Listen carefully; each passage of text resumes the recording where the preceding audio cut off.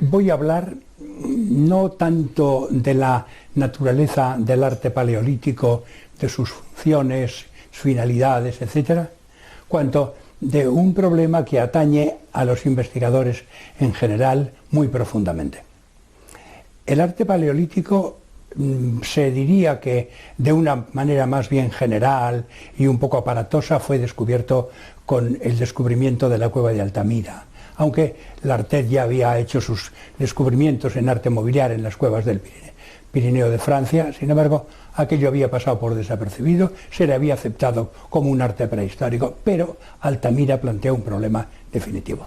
¿Qué era aquello? Aquello era humano, aquello era una falsificación, etc. Pero cuando Altamira ya es reconocido desde 1804, con el artículo de Cartayac, es reconocido como un arte humano y un arte, por tanto, equiparable a lo que es el arte de todos los tiempos que le han sucedido, entonces todos empezaron a preguntarse a ver cómo se podía estudiar, cómo se podría llegar al conocimiento de sus raíces, de su valor, de su naturaleza. Los prehistoriadores del momento se encontraron con que había dos temas fundamentales. Uno, la forma que tenía cada una de las figuras, y después el apelotonamiento, si se le puede llamar así, aglomeración, reunión, agrupamiento que tenían las figuras en muchos de los paneles descubiertos recientemente. Entonces se empezó, la bibliografía, la investigación empezó por intentar dar sentido a los conjuntos, para lo cual acudió a representaciones prehistóricas actuales que también tenían un elevado número de figuras y por tanto encerraban algún significado. Para ello se idearon varias teorías. No hubo una manera, diríamos, razón específica más que esta. Los prehistóricos que nosotros hemos descubierto ahora en Altamira son prehistóricos y por tanto tienen alguna razón, tienen algo que ver con los prehistóricos que hayan sido descubiertos anteriormente. Así, por ejemplo, el arte esquemático español, que había sido descubierto en aquellos momentos, también se puso en contacto con esta realidad y pareció que todo aquello era explicable por conceptos, prácticas y formas culturales prehistóricas. La otra manera habría sido el estudiar cuál era la forma de cada figura. Cada figura tenía unas maneras, tenía unas líneas, se componía de unas partes, se orientaba de una manera, etc. Y esto todo era un cúmulo de conocimientos acerca de cuál era el componente esencial de los grandes conjuntos. Bueno, a la primera parte, es decir, a la búsqueda del significado y la solución de los grandes conjuntos, no se llegó nunca y no se ha llegado todavía. Entonces se empezó en aquellos tiempos con Salomón Reinach y con el Bate Breil, se empezó por hablar de la magia de caza o de la magia de fecundidad, etc. Luego se han hablado también de otras cosas, se ha intentado encontrar en los sistemas antropológicos al estilo de los de Leroy-Gourhan, es decir, el estructuralismo, se han intentado buscarles también los medios de comprensión de aquel sistema, pero tampoco se ha llegado a más, porque nunca se ha podido saber si efectivamente aquellos fueron los sistemas que se aplicaron por los prehistóricos en el momento de la creación de aquel arte. Recientísimamente, hemos vuelto otra vez sobre la carga y hemos ideado la teoría de que el arte paleolítico no es nada más que una versión antigua del arte de los chamanes actuales, chamanes que han sido estudiados pues recientemente por David Williams o en compañía de Claude, etc., pero que tampoco han conseguido ningún apoyo, porque no tienen más fundamento que este. Se parecen mucho, pueden ser iguales, pues probablemente serán, pero ese grado de probabilidad que se tiene es tan pequeño que no puede ser aceptado como una prueba fundamental. Entonces, de los conocimientos que se tienen de las figuras aisladas y de sus formas y trazados, de eso se ha escrito bastante menos, aunque también se ha escrito, pero siempre se ha llegado a la mera descripción. No había ninguna concordancia entre un determinado tipo de pintura y un determinado tipo, por ejemplo, de grabado, de dibujado, de lineado, etc. Con lo cual también se ha podido describir muchas variedades de técnicas de trabajo, pero tampoco se ha llegado a saber qué significan, cómo, qué relación tienen unas con las otras, y por lo tanto se ha llegado a hacer de ello una especie como de culto de una parte del arte. Cuando yo comienzo a estudiar el arte prehistórico allí por los años, antes de los años 80, etc., me doy cuenta de una cosa importante, y es que aquellas conclusiones a las cuales se ha llegado no son nada convincentes y sus proposiciones son poco probables. Por lo tanto, tengo que buscar algo que sea un poco más probable y por lo tanto que comprenda mejor la naturaleza de ese arte. Me doy cuenta inmediatamente de que este arte tiene como parte central de la figura dos elementos: forma y trazado. Entonces intento llegar a la forma y me doy cuenta de que puedo hacer una cosa que mis anteriores no habían hecho, que era el comparar una forma de una figura con la forma de otra figura. Hasta entonces eso era imposible porque no podían ser sometidas por su diversidad, aunque fuera pequeña, no podían ser sometidas aún a las medidas de un único parámetro. Por lo tanto, puede decirse que intento resolver el problema de cómo comparar con éxito, es decir, con probabilidad, cómo comparar las figuras y cómo deducir de la comparación alguna conclusión. Consecuencia, comienzo por crear un sistema de aproximación a la figura. Reconozco, entiendo que la figura es una figura lineal, una figura carente de suelo y por tanto suspendida en el aire, siempre o casi siempre colocada en una perspectiva torcida y por lo tanto ofrece las mejores posibilidades de comparar una con la otra si se generan un sistema de medidas en las cuales quepan todos, lo que yo llamé después un sistema de variables.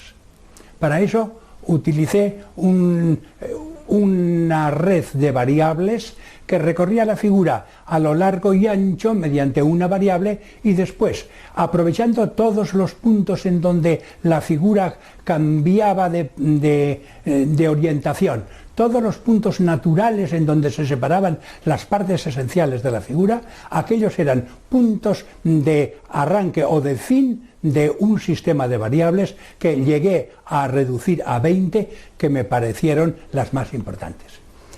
Pero enfrentado con esto, empecé por comprender que era necesario recurrir a un mecanismo matemático para que aquellas medidas fueran comparables y utilizables como consecuencia de un planteamiento teórico. Para eso, lo que hice fue acudir a la estadística. Y entonces generé un sistema de variables, de 20 variables, al cual sometí al análisis factorial. El análisis factorial arrojó conclusiones, ya desde el punto de vista anatómico y artístico, conclusiones muy notables. La primera, que todas las figuras paleolíticas, yo había elegido a la figura del caballo como la figura más frecuente, y luego además por ser más frecuentemente completa, elegí esa figura y aplicándola a esa figura tropecé con que el caballo ofrecía una serie de posibilidades muy grandes de representar a todas las demás figuras del bestiario paleolítico. Entonces, hice con esto, vamos a decir, la primera observación. La primera observación consistía en que las figuras eran todas muy parecidas y todas muy distintas.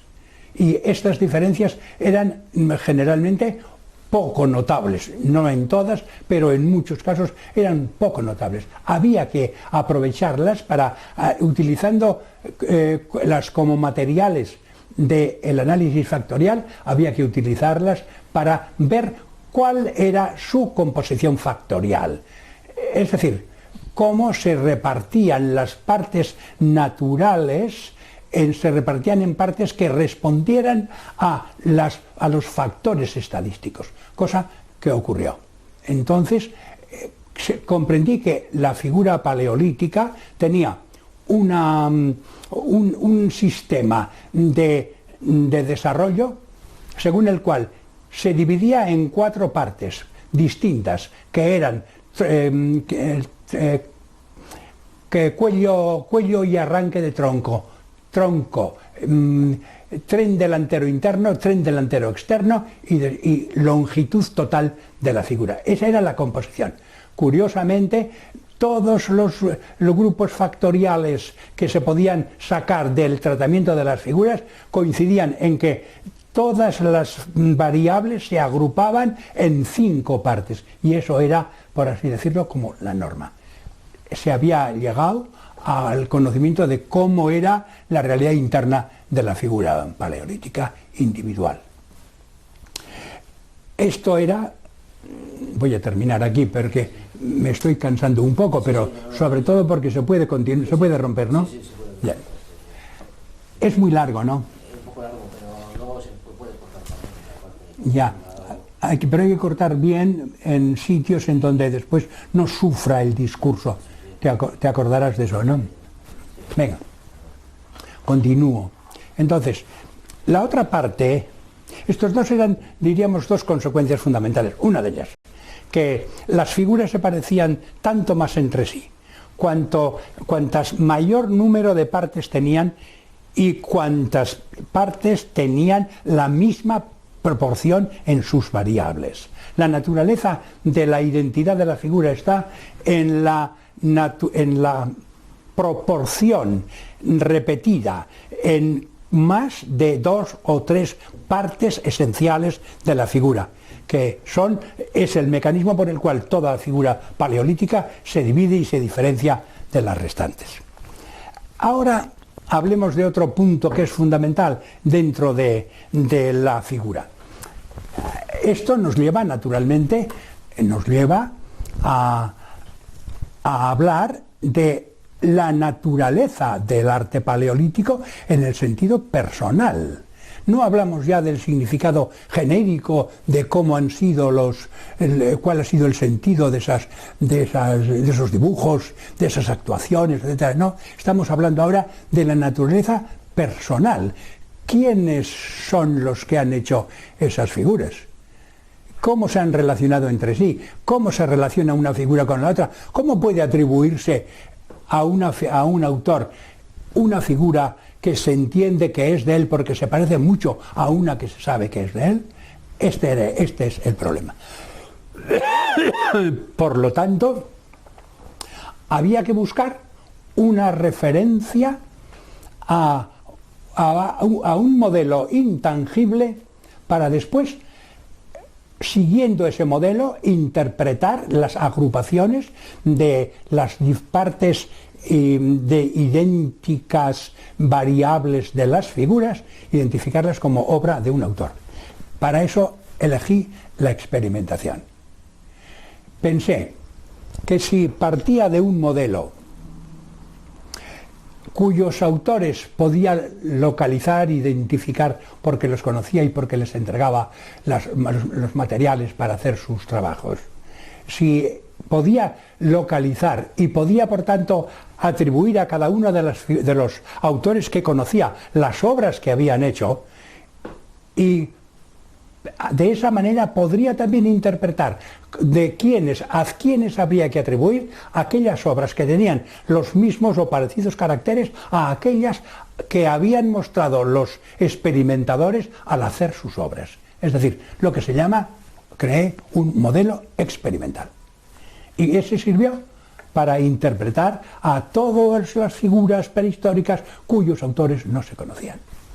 Estamos, por tanto, dentro del mundo de los autores. ¿Qué partes? Uno de los experimentos más notables fue el del grabado.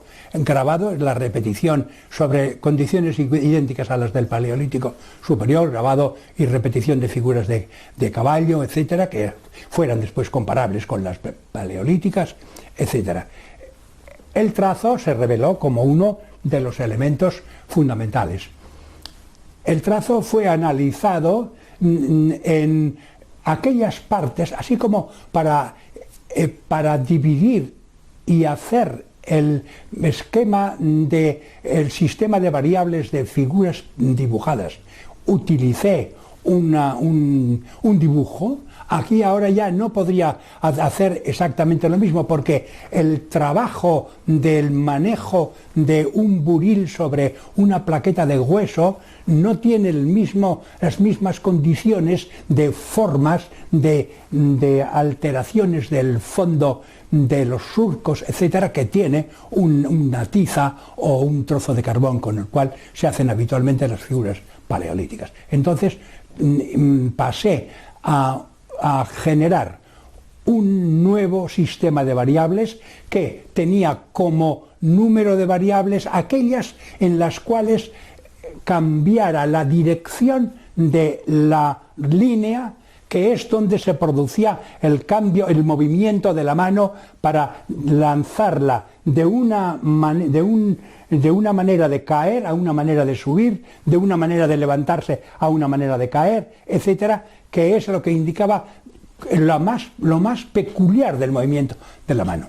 Así creé también un esquema de variables de 15 con los cuales trabajé de la misma manera con la cual había trabajado en la dibujo. Todo esto, tanto la introducción de los elementos de la estadística, fundamentalmente, como su tratamiento, etcétera, yo se lo debo al profesor Imanol Amaira, catedrático de Psicología de la Memoria de la Universidad de Deusto, Facultad de Psicología, porque él es el que había trabajado en temas de manualidades, pero sobre todo en temas de enfermedades, algunas de ellas enfermedades raras. Conocía muy bien la experimentación que se hacía en estos términos, etcétera, y por lo tanto me pudo ayudar de una manera definitiva a situar el problema y a resolverlo. Mandamos a hacer análisis de los fondos, de los surcos, de aquellos puntos en donde había variado la mano del grabador, y los sometimos al mismo tratamiento estadístico que habíamos hecho con las figuras dibujadas. El resultado fue el mismo. Hemos llegado en ambos casos a cerciorar que hasta un 60%, 62%, existe una grandísima probabilidad de que acertamos con los autores, y que de ahí hacia arriba, es decir, hacia el 100, la probabilidad va haciéndose cada vez menor, y por lo tanto nuestro territorio, diríamos, de seguridad está entre el 62%, poco más o menos. Lo cual, naturalmente, no había podido ser, en ningún caso, había podido ser hecho, ser realizado en el sistema antiguo. En el sistema en el cual siempre se describían las figuras mediante la intuición, mediante la impresión, mediante la memoria.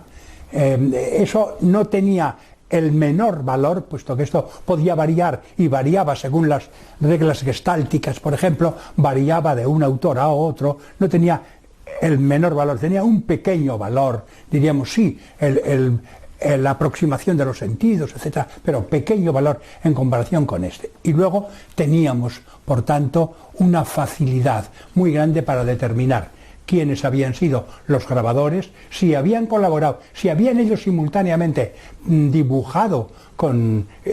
habían dibujado sobre sus figuras o en figuras independientes y aparte, y luego cómo se habían ido moviendo unos y otros según las cuevas en las cuales estaban sus obras. Este sistema no hablaba de lo que era el significado del arte prehistórico, pero sí hablaba de la naturaleza del hecho cultural, es decir, del hecho histórico, en donde se podía determinar quiénes iban, quiénes venían, cómo hacían, con quiénes, con qué diríamos, distancia trabajaban unos de otros, cuánto frecuentaban una cueva, cuánto frecuentaban más de una, o cuántos lo hacían en varias y cuántos solo en una. Es decir, la vida diaria del arte prehistórico y la vida, que por tanto, por una parte artística, porque analizábamos su forma, y por la otra parte la vida, vamos a decir, manual, porque analizábamos hasta lo último del movimiento de sus manos. ¿Sí?